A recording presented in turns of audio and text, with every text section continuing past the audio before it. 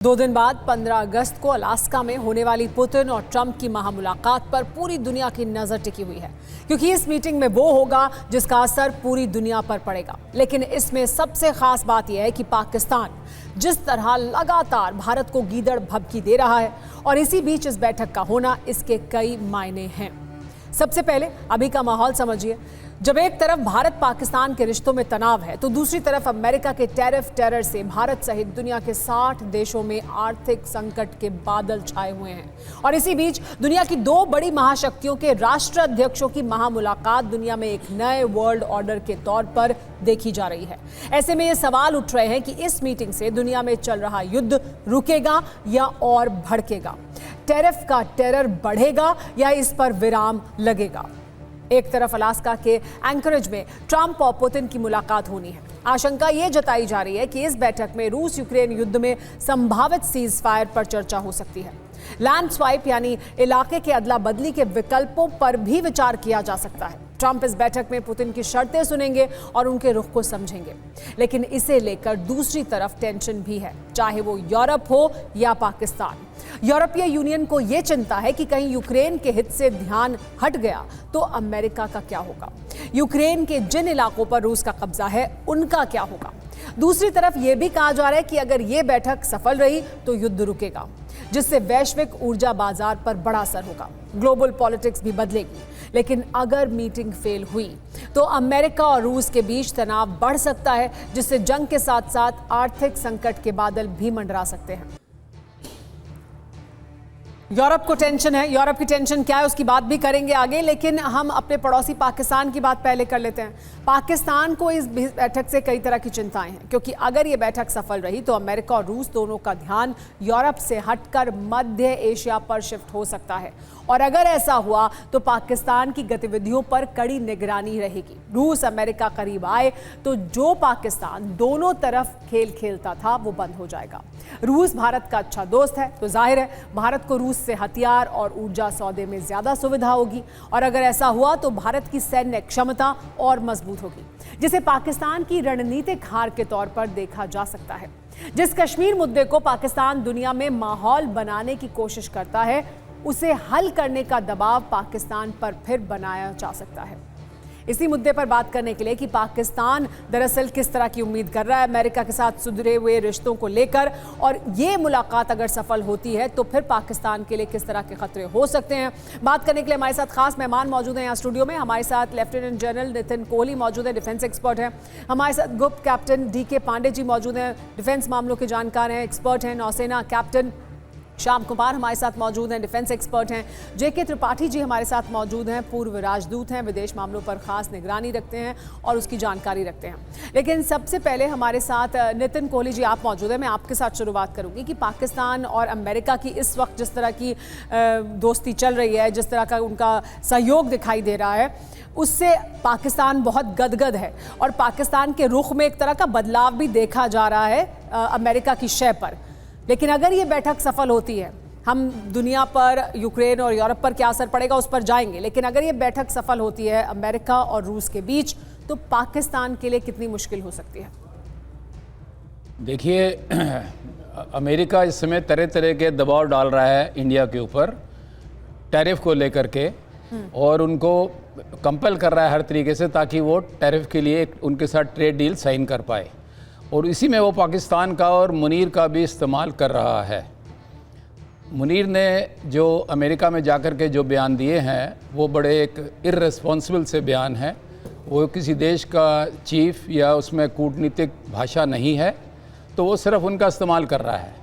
उनके बीच में जो डील हुई होगी वो बेसिकली, जैसे जो इनकी मुनीर पहली बार जब गए थे, लंच किया था उन्होंने, तो उसके बाद उन्होंने ये बताया कि ट्रंप ने ये बोला था कि उनके पास ऑयल है, वो ऑयल हमको दे सकते हैं। तो बेसिकली उन्होंने अपने जो बलूचिस्तान के जो उनके मिनरल्स हैं, ऑयल है, जो उनकी खाने हैं, वहाँ पे गोल्ड की भी है, वो उनको ऑफ़र करी होंगी।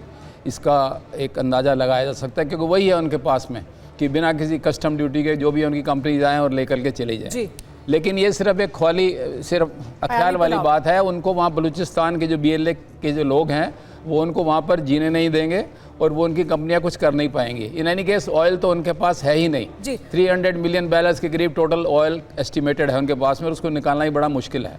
तो पाकिस्तान जो कर रहा है, जो मुनीर जो इस समय गदगद हो रहा है जैसे आपने बताया, वो सिर्फ अपनी डोमेस्टिक कॉन्स्टिट्यूंसी के लिए, अपने लोगों को मैसेज देने के लिए, और जो उसकी अपनी रेपुटेशन ख़राब हो गई थी सिंदूर के बाद में, उसको थोड़ा ठीक करने के लिए, बर्निश करने के लिए ये सब बोल रहा है। और ये जो न्यूक्लियर धमकी भी दी जा रही है कि हम न्यूक्लियर इस्तेमाल कर लेंगे, क्योंकि काफ़ी समय से इनका ये न्यूक्लियर ब्लैकमेल फेल हो चुका था, तो उसको ये रिवाइव कर रहे हैं बेसिकली। तो सिर्फ ये दिखाने के लिए है, दरअसल कुछ होने वाला नहीं है। लेकिन डीके पांडे जी, जो मेरा सवाल कोहली साहब से भी था कि बड़ा सवाल ये, अगर हम इस परिप्रेक्ष्य में देखें, ये जो अलास्का की बैठक है, अगर हम इस परिप्रेक्ष्य में देखें कि अमेरिका और रूस की दोस्ती हो जाती है, वो सहयोग में आगे बढ़ते हैं, अगर वो ये करते हैं तो फिर ये पाकिस्तान के लिए किस तरह का रुख होगा और अमेरिका का क्या रुख फिर बदलेगा?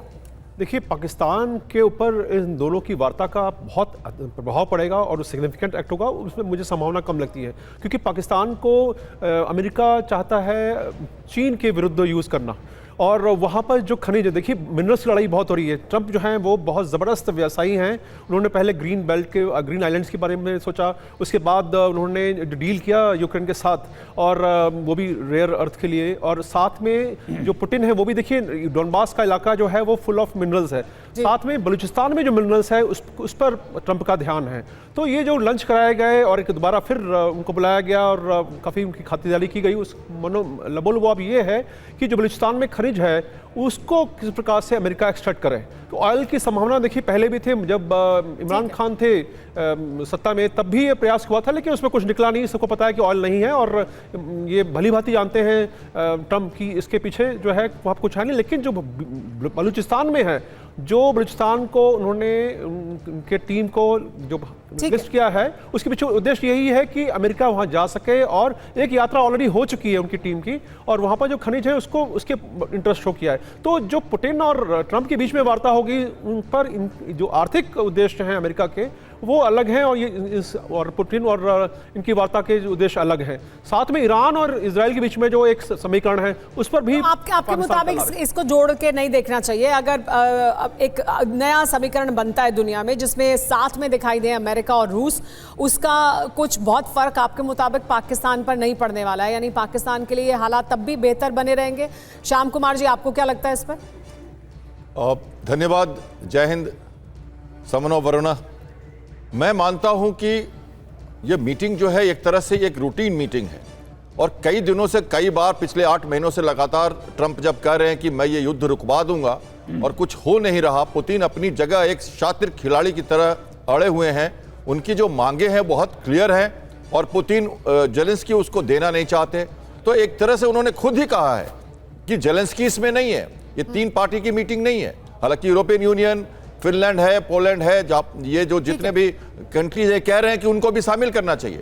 और ट्रंप का तो बिल्कुल कहना है कि तो फील अबाउट मीटिंग है। वो समझना चाहते हैं पुतिन के माइंड को फिर से 1 to 1 सामने, अभी तक फोन से बात करते रहे, अब वो सामने सामने बात करना चाहते हैं और एक तरह से किसी स्थिति में आना चाहते हैं। मुझे लगता नहीं कि कोई खास दोस्ती का बड़ा हाथ बढ़ने वाला है इसमें। रशिया अपनी जगह रहेगा और यूक्रेन अपनी जगह पर रहेगा, और इन दोनों की लड़ाई आपस में ही सॉर्ट आउट करनी है, ये सबको पता है। यानी बहुत कुछ आपके मुताबिक बदलने वाला नहीं है, अपनी अपनी कॉन्स्टिट्यूएंसी को केटर करना है। खासतौर पर ट्रंप जिस तरह की बड़ी बातें कर चुके हैं उसको आगे बढ़ाने की एक बड़ी कोशिश उनकी तरफ से है। लेकिन जेके त्रिपाठी जी, हम वर्ल्ड ऑर्डर के पर्सपेक्टिव में अगर इसको देखें, अगर ये देखें कि ट्रंप की लगातार ये कोशिश है कि ये युद्ध भी रुक जाए और उनके रूस के साथ संबंध भी बेहतर हो जाएं, अगर वो उसमें सफल होते हैं तो इसका हमारे पड़ोसी पर, पाकिस्तान पर, हम पर, इस इलाके पर क्या असर पड़ेगा?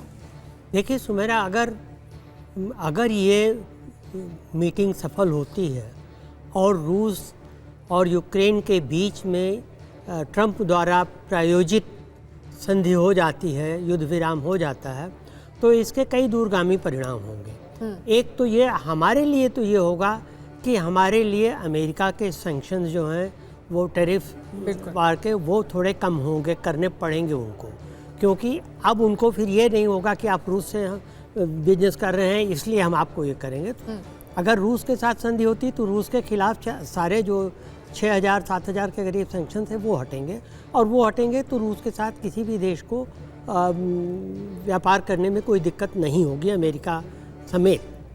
दूसरी चीज़ ये कि पाकिस्तान पे क्या प्रभाव पड़ेगा। अगर मान लिया ये युद्ध रुक जाता है तो पाकिस्तान को अमेरिका दूध की मक्खी की तरह निकाल के फिर किनारे बैठा देगा। बिल्कुल, क्योंकि तब पाकिस्तान की उपादेयता अमेरिका के लिए नहीं रह जाएगी। और अमेरिका क्रिप्टो करेंसी के लिए अमेरिका ने समझौता किया।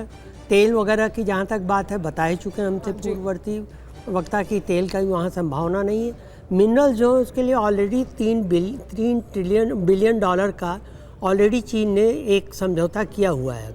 और चीन CPEC के तहत चीन की जो 64 अरब डॉलर की ऑफिशियल और करीब 93 अरब डॉलर की अनऑफिशियल इन्वेस्टमेंट है। चीन नहीं चाहेगा कि कोई दूसरा उसमें आकर के मुंह मारे।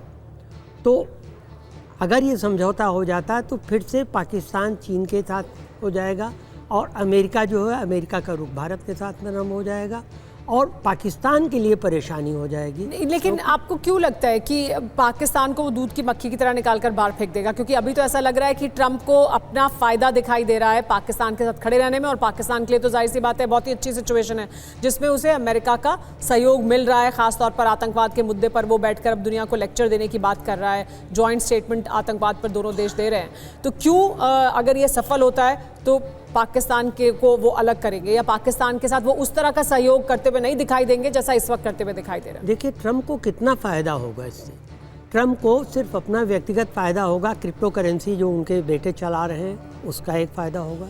दूसरी चीज़, अभी मिनरल का कुछ पता नहीं कि मिनरल कितना वहाँ पर होगा या होगा तो कहाँ तक एक्सप्लोर किया जा सकता है। तीसरी चीज़, ऑयल का भी अभी कुछ पता नहीं है। तो ट्रंप का वहाँ पर कितना अपना फ़ायदा भी कितना होगा, बस थोड़ा सा ही होगा।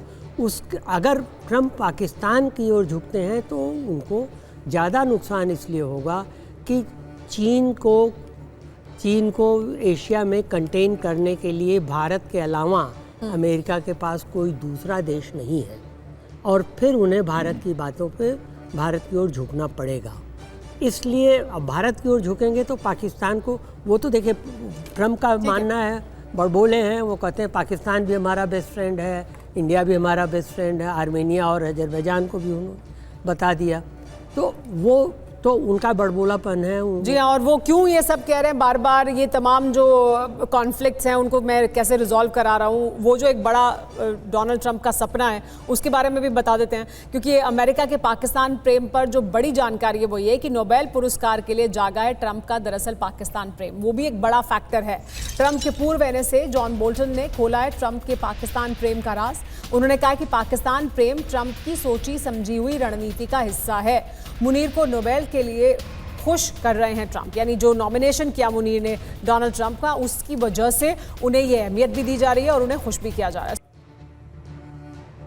नितिन कोहली जी, आपने सुना, यानी डोनाल्ड ट्रंप का अपना एक रणनीति है जिसके तहत वो पाकिस्तान को इस वक्त ऐसा लग रहा है कि बहुत उसके साथ खड़े हुए हैं। दरअसल उन्हें जो नॉमिनेशन चाहिए था वो नॉमिनेशन मिल गया। वो जो अपने लिए एक पाथ देख रहे हैं उसमें एक व्हील में कॉग की तरह काम कर रहा है पाकिस्तान। दरअसल इतना ही है क्या? नहीं, सर्टनली पाकिस्तान तो उनको नोबेल प्राइज़ के लिए सपोर्ट कर ही रहा है, क्योंकि पाकिस्तान को अपने सर्वाइवल के लिए उनकी सपोर्ट चाहिए। लेकिन उसके अलावा देखिए, अगर इनकी मीटिंग सफल भी होती है तो उनका जो एक एम है कि सीज़ फायर उन्होंने करा दिया, वो उनका अचीव हो जाएगा। बट उसका मतलब ये नहीं कि उनके रिलेशन परमानेंटली इम्प्रूव हो जाएंगे। रूस को वो अच्छी तरीके से चीन की गोद में फेंक चुके हैं इस वॉर में, उन्होंने जो कुछ किया है।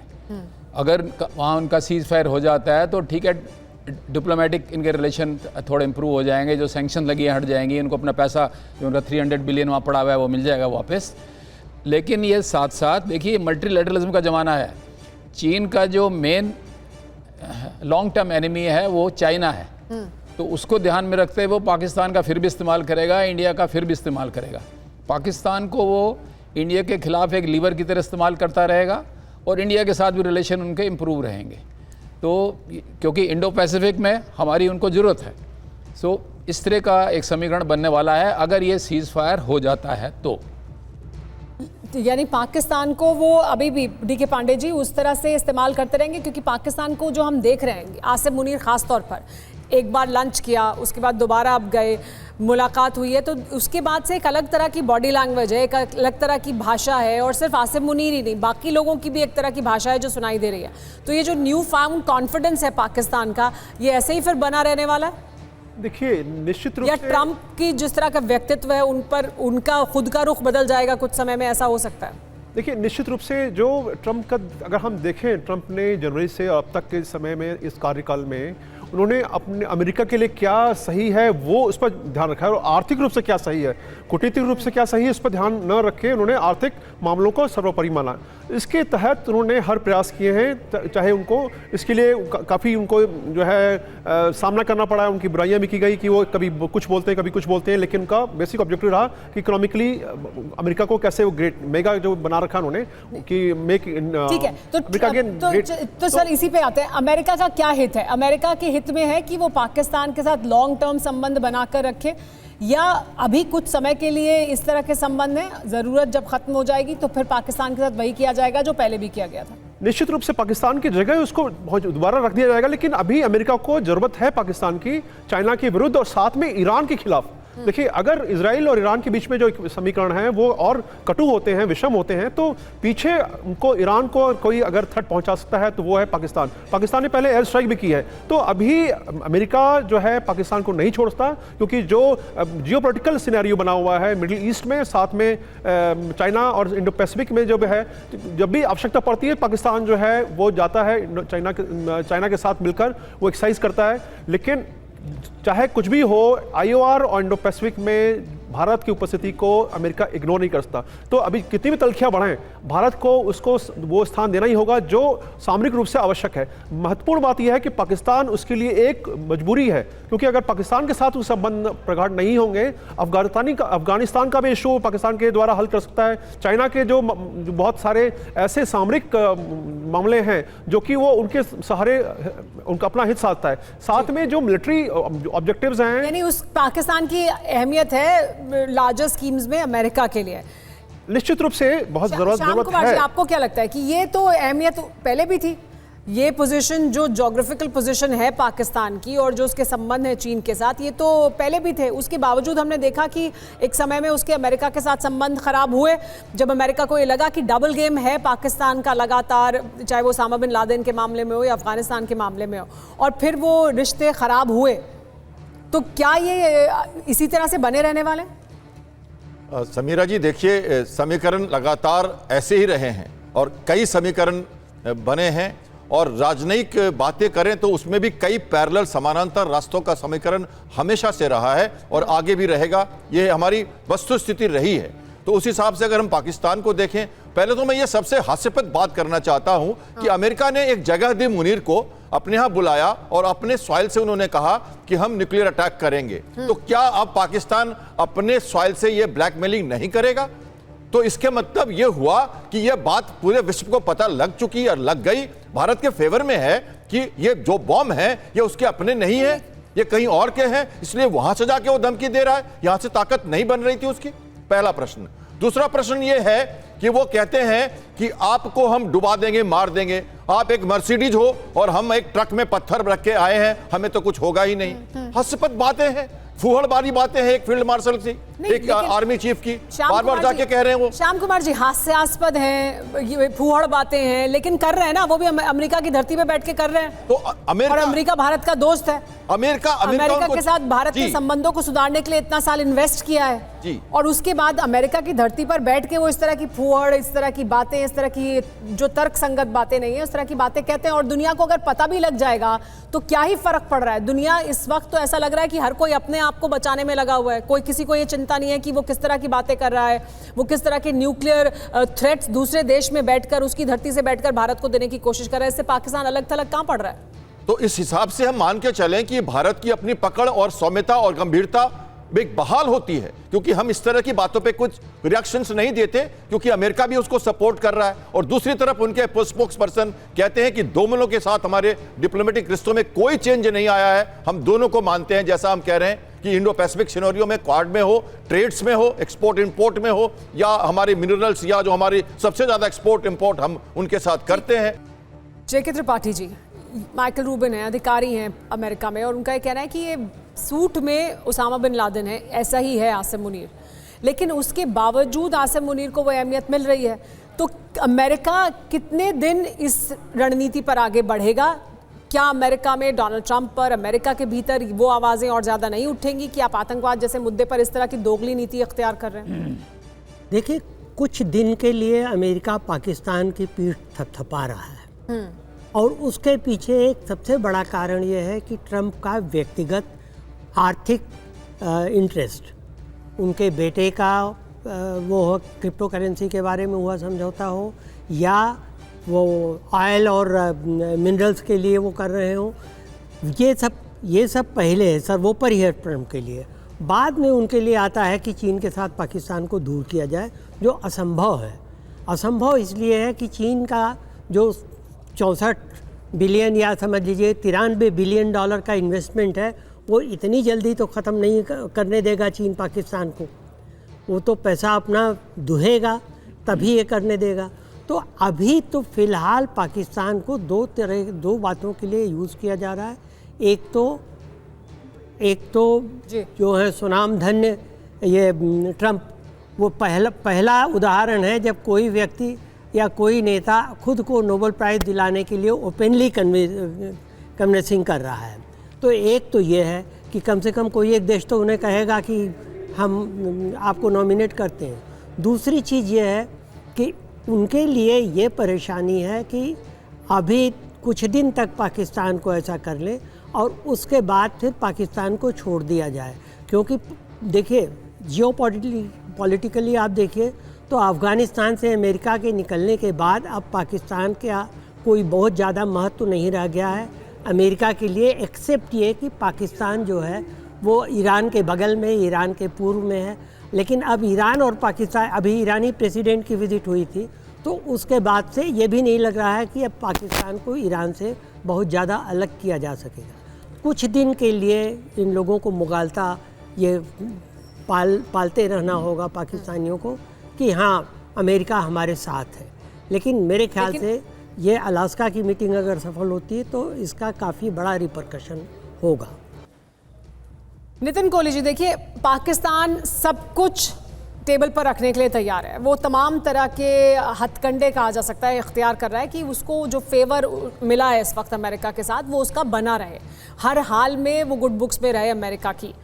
लेकिन क्या वो लॉन्ग टर्म में गुड बुक्स में रह सकता है तब जबकि वो चीन के साथ भी अच्छे संबंध रखना चाहता है, चीन से हथियार लगातार लेना चाहता है और फिर अमेरिका के साथ भी संबंध बेहतर रखना चाहता है? क्या वो ये दोनों कश्तियों का सवार हो सकता है? ये आपने कई बार पूछ लिया इस बात को। देखिए, there is nothing long term, there nothing permanent in geopolitics and specially with USA और specially with Trump. Only thing constant with Trump is that he changes every time. So ये सिर्फ शॉर्ट टर्म के लिए जब तक उसका इस्तेमाल करना चाहते हैं वो। पर मेरा सवाल ये है कि चीन और अमेरिका दोनों के साथ संबंध रख सकता है और क्या वो लॉन्ग टर्म संबंध उसी तरह से चल सकते हैं उसके, चीन और अमेरिका के साथ इक्वल? वो ट्राई करेगा, वो यही ट्राई करने की कोशिश कर रहा है। पहले भी इन्होंने यूएसए का फ़ायदा उठाया और कई बिलियन डॉलर्स के हथियार लिए हैं और चाइना का भी इस तरीके से फ़ायदा उठा रहे हैं। चाइना का जिस तरह से यहाँ पर नुकसान हो रहा है, जो पैसा उन्होंने CPEC में लगाया है 60 बिलियन के करीब इन्वेस्ट किया है, उनको वो इम्प्लीमेंट जल्दी से होता दिखाई नहीं दे रहा है। और यूएसए को भी मालूम है अगर उनकी कंपनियां यहाँ पर आएंगी तो वो तेल या कोई मिनरल निकाल नहीं पाएंगी, जैसी उनकी इंटरनल कंडीशंस हैं। अभी BLA को जब उन्होंने सैंक्शन किया यूएसए ने, उसके बाद में 9 सोल्जर्स मारे गए हैं पाकिस्तान आर्मी के। तो उनके पास ये इतनी ताकत नहीं है कि उन कंपनीज को ये सिक्योरिटी दे पाएँ। जो जैसा भी बताया त्रिपाठी जी ने भी कि अपने आर्थिक हित के कारण और थोड़ा उसको लीवर की तरह इस्तेमाल करने के लिए, चाहे इंडिया के खिलाफ, चाहे अफगानिस्तान, ईरान और इवन चाइना के लिए उसको टेम्परेरी इस्तेमाल कर रहा है। और ये मुनीर को भी बहुत अच्छा सूट करता है क्योंकि उनकी इंटरनल पोजीशन इतनी ख़राब है, अपनी रेपुटेशन, उनकी जो इंटरनल इकोनॉमिक और पॉलिटिकल सारी सिचुएशन इतनी ख़राब है कि अमेरिका की सपोर्ट मिलने से थोड़ा उनका जरा हौसला अच्छा होता है, उनकी रेपुटेशन थोड़ी अच्छी। कोशिश ज़रूर है लेकिन ये बहुत दूर तक चलने वाला नहीं है कि वो दोनों के साथ उसी तरह के संबंध बना के रखे और दोनों जगह से वो फायदा उठाता रहे। डीके पांडे जी, आपको क्या लगता है? क्योंकि पाकिस्तान की कोशिश तो दरअसल यही है कि वो चीन के साथ भी अपने संबंध अच्छे रखे, वहाँ से हथियार लेता रहे, उनके साथ सहयोग बढ़ाता रहे और ये कहते रहे कि हम तो ऐसे भाई हैं जिनका जो मजबूत गठबंधन है जो कभी टूट नहीं सकता, और फिर डोनाल्ड ट्रंप के साथ भी इसी तरह के संबंध रखे। ये संभव है तब जबकि अमेरिका और रूस के संबंध बेहतर होने की दिशा में ट्रंप लगातार कोशिश कर रहे हैं। अभी हम कह नहीं सकते कि वो कितने बेहतर होंगे, लेकिन उनकी कोशिश जरूर है।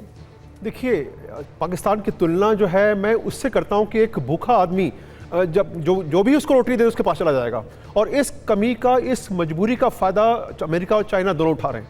और चाइना जो है अपने हितों के लिए, जो आर्थिक होते हों या सामरिक हित हों, दोनों के लिए पाकिस्तान को यूज़ करता रहा, हथियार देता रहा सस्ते दामों पर। और हमने देखा ऑपरेशन सिंदूर में जो हथियार दिए गए, उसके लिए उससे एक अच्छा मौका मिला कि अपने हथियारों को ट्राई कर सके।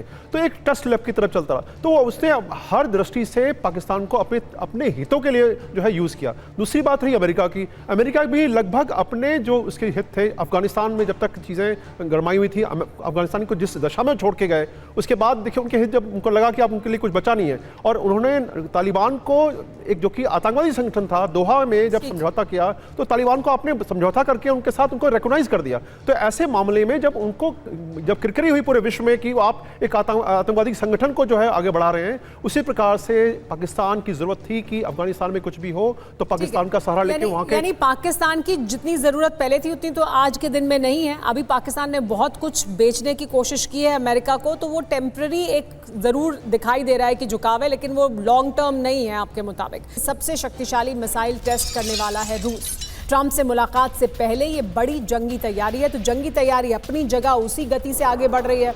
क्रूज मिसाइल वोरेबेस्निक टेस्ट की तैयारी में है रूस। अलास्का मंथन से पहले रूस का ये बड़ा शक्ति प्रदर्शन, परमाणु हथियार ले जाने में सक्षम होगी ये मिसाइल जिसका वो टेस्ट कर रहा है। इसकी रेंज असीमित हो सकती है, धरती के किसी भी हिस्से पर हमला करने में सक्षम होगी। दुनिया के बेहतरीन एयर डिफेंस को भी चकमा दे सकती है।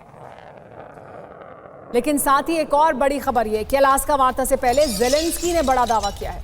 रूस का 3 नए इलाकों में हमले करने का प्लान है, कहा है ज़ेलेंस्की ने। रूस लगातार यूक्रेन में आगे बढ़ रहा है, पुतिन युद्ध समाप्त नहीं करना चाहते हैं, कहना है ज़ेलेंस्की का।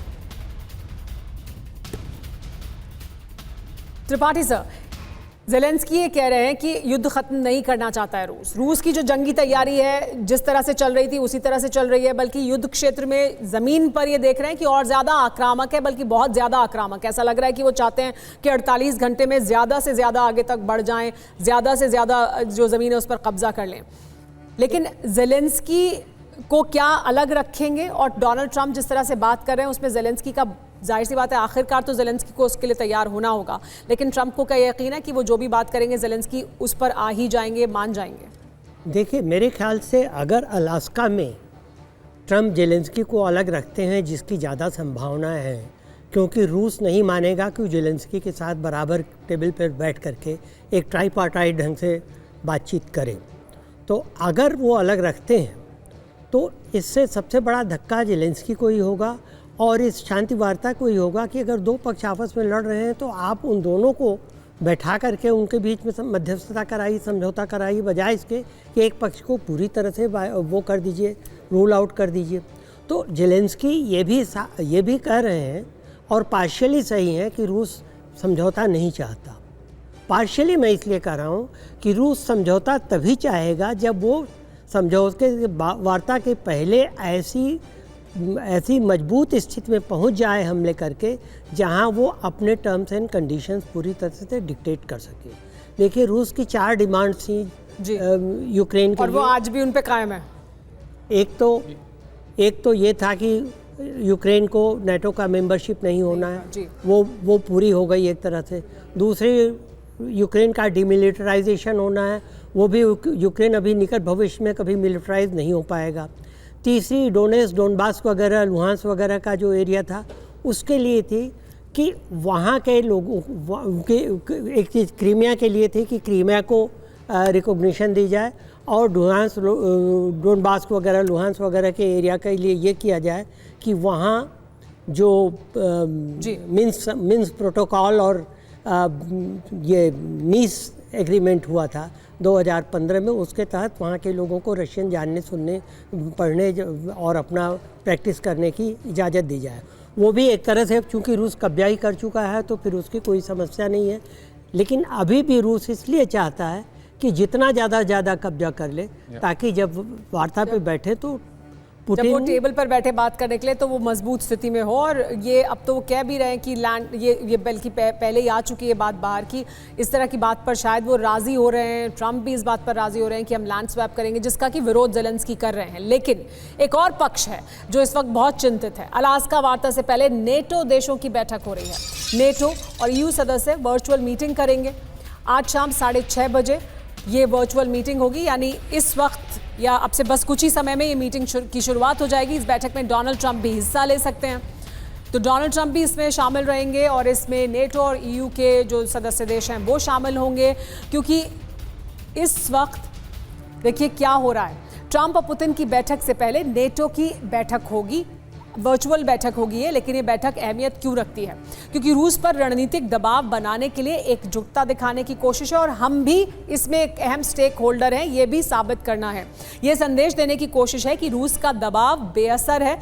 नेटो अहमियत रखता है, नेटो नहीं चाहता कि यूक्रेन के हितों की अनदेखी हो, यानी यूक्रेन के हितों की अनदेखी नहीं होनी चाहिए। नेटो को इस पूरे प्रक्रिया से बाहर नहीं रखा जाना चाहिए। यूक्रेन के खिलाफ सौदेबाजी हुई तो नेटो को इससे नुकसान होगा। यूरोप और नेटो को सबसे बड़ी चिंता यही है कि रूस फिर और ज़्यादा शक्तिशाली होगा। अलास्का और यूरोप के आर्कटिक क्षेत्र के नज़दीक होने की वजह से चिंता और ज़्यादा है। आर्कटिक क्षेत्र में रूस और नेटो का रणनीतिक हित भी टकराता है और इस वजह से भी इसको लेकर चिंता ज़्यादा है।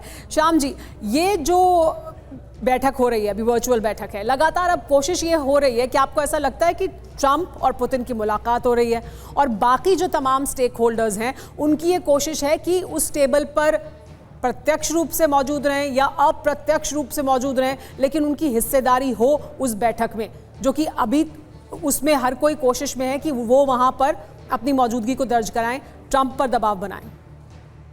देखिए, जब भी ऐसे कोई बड़ी मीटिंग होती है तो उसके पहले दो बातें अवश्य होती हैं। पहला, ये कोई एक अपनी मसल फ्लेक्सिंग करता है, जैसे आपने मिसाइल की परीक्षण की बात की, और दूसरा कि एक प्रिलिमिनरी एक इमोशंस बनाए जाते हैं। जैसा मैंने पहले कहा था कि यूरोपियन यूनियन और सारे कंट्री मिलकर ये कह रहे हैं कि ये तीनों पक्ष की बात होनी चाहिए। तो ये एक तरह से मैं मानता हूं कि ट्रंप एक तरह से दूत बन के जा रहे हैं रशिया के से बात करने के लिए, और उस दूत को ये इस मीटिंग में, वर्चुअल मीटिंग में समझाना चाहते हैं अपनी बात, और रशिया भी सबको सुनेगा कि वो क्या कहना चाहते हैं। भले अगर ट्रंप फिल्टर करके बातें करें अलास्का में, लेकिन ये बात निश्चित हो जाएगी कि ये देश क्या कहना चाह रहे हैं। अलास्का में जा रहे हैं, वहाँ पे आर्कटिक है, वहाँ पे नाटो के साथ इनकी अपनी रिलेशंस हैं, रशिया वहाँ का बादशाह है उस एरिया का, उसकी अपनी पकड़ है उस एरिया में। तो इस हिसाब से ये जरूरी है कि वो जगह जहां जा रहे हैं वहां की भी बात समझी जाए। तो नाटो कंट्रीज का देखिए, एक बात मान के चलिए जी, एक बात मान के चलिए कि देखिए डिस्टेंस सपोर्ट की बात हो रही है। अमेरिका दूर है और ये पोलैंड और फिनलैंड और ये यूरोपियन कंट्रीज जेलेंस्की के साथ खड़े हैं। जब भी दिक्कत होगी तो यही कंट्रीज के काम आने वाले हैं। आपने सुना होगा ट्रंप ने अपना हाथ खींच लिया। लेकिन कोहली सर, बड़ा सवाल ये है कि ये तो तमाम देश यही चाहते थे ना कि युद्ध रुके। अब युद्ध अगर रुक जाएगा ट्रंप और पुतिन के मिलने से तो फिर किसी को दिक्कत नहीं होनी चाहिए, लेकिन ऐसा लगता है कि उनको ऐसा लग रहा है कि उनको उस तरह से शामिल नहीं किया जा रहा है जैसा कि होना चाहिए। क्या ये चिंता है उनकी? देखिए, ये यूरोप कभी नहीं चाहता था कि ये युद्ध रुके जी। जब ये युद्ध शुरू हुआ था 22 में, उसके 2 महीने बाद अप्रैल 22 में इनकी मीटिंग हुई थी, जहाँ पर बोरिस जॉनसन फ्लाई करके गए थे और जेलेंस्की को रोका गया था कि आप साइन मत करना किसी डील के ऊपर। यूरोप तो बड़ा अच्छे तरीके से चाहता है कि रशिया इसमें उलझा रहे और इसकी ताकत इसमें कम होती रहे, और डोनाल्ड ट्रंप जो है वहाँ पे वो दूत बन के नहीं जा रहे हैं। He is the single most force. अगर इस समय अमेरिका या डोनाल्ड ट्रंप हट जाए तो नेटो कुछ नहीं कर पाएगा, ना जेलेंस्की हथियार नहीं दे पाएगा, युद्ध अपने आप और डोनाल्ड रुक जाएगा। और डोनाल्ड ट्रंप को भी अपनी ताकत का अंदाज़ा है, इसलिए वो पहले इसको पुतिन को सोफन अप करना चाहते हैं ताकि इससे ऐसी बात कुछ बनवाई जाए जो कि जेलेंस्की को भी एक्सेप्टेबल हो। जेलेंस्की की हालत इस समय अंदर से काफ़ी वीक है, let's be very clear. NATO उनको सिर्फ हथियार दे सकता है, मैन पावर की उनके पास बहुत ज़्यादा कमी है, हथियारों की कमी है उनके पास में। उनके लोग, उनके जो अपने सैनिक हैं 1.5 मिलियन से ज़्यादा डेजर्ट हो चुके हैं, छोड़ के जा चुके हैं। तो लड़ाई लड़ने के लिए सब चीज़ें चाहिए। जेलेंस्की के पास ज़्यादा हथियार नहीं है, तो इसलिए ट्रंप को मालूम है कि वो उनकी बात को मान लेंगे। त्रिपाठी सर, ये जो ट्रंप अभी कर रहे हैं कि ट्रंप और पुतिन की मुलाकात हो रही है, जेलेंस्की उसमें शामिल भी नहीं है, यानी उसके लिए पुतिन ने इनकार कर दिया तो वो उसका हिस्सा भी नहीं है, नेटो और यूरोपियन यूनियन को लगता है कि वो उस टेबल पर होने चाहिए या उनकी बात को रखा जाना चाहिए, तो वो उस टेबल पर नहीं है, वो उसमें शामिल नहीं है। डोनाल्ड ट्रंप क्या इस तरह के नेता हैं जिन्होंने जो है उसको वैसा दिखा दिया कि असल में मैं ही हूँ सबसे ताकतवर और मैं ही बैठूंगा, मैं ही बात करूंगा? हाँ, देखिए, डोनाल्ड ट्रंप तो ये चाहते हैं कि वो एक और अपने को नाटो के नेता के तौर पे दिखाना चाहते हैं। दूसरी ओर वो ये भी कहते हैं कि नेटो से अब हम अपने हाथ खींच रहे हैं क्योंकि हमें अपनी डोमेस्टिक अर्थव्यवस्था, डोमेस्टिक पॉलिसी में हमें अपनी ज़्यादा फोकस करना है। तो अब ऐसी हालत में नेटो अकेला पड़ जाता है और नेटो के लोग चाह करके भी यूक्रेन की उतनी मदद नहीं कर पाएंगे जितनी कि अमेरिका जब करता था तब होती थी। क्योंकि देखिए, ट्रंप जा कर के वहाँ पे बात तो करेंगे, नेटो से भी बात करेंगे, लेकिन नेटो खुद ही डिवाइडेड है। आप देखिए, नेटो में तुर्की, हंगरी, ये दोनों ही बड़े स्ट्रिक्ट एक्शन के खिलाफ हैं रूस के। और इसके साथ ही साथ जो बॉर्डर लाइन कंट्रीज़ हैं ईस्टर्न यूरोप के, उसमें भी कई फेंस सिटिंग हैं। तो ऐसे में सारे का सारा दारोमदार 3 देशों ब्रिटेन, फ्रांस और जर्मनी पे आ जाएगा, जो कि ये नहीं चाहेंगे कि उनकी अर्थव्यवस्था पे सारे का सारा बोझ पड़े यूक्रेन को सपोर्ट करने का। तो वो चाहेंगे कि जल्दी जल्दी समझौता हो, चाहे थोड़ा बहुत। डोनाल्ड ट्रंप वैसे भी दबाव उन पर बना रहे हैं कि नेटो में आपको किस तरह से अपनी हिस्सेदारी बढ़ानी होगी, अपना खर्च बढ़ाना होगा।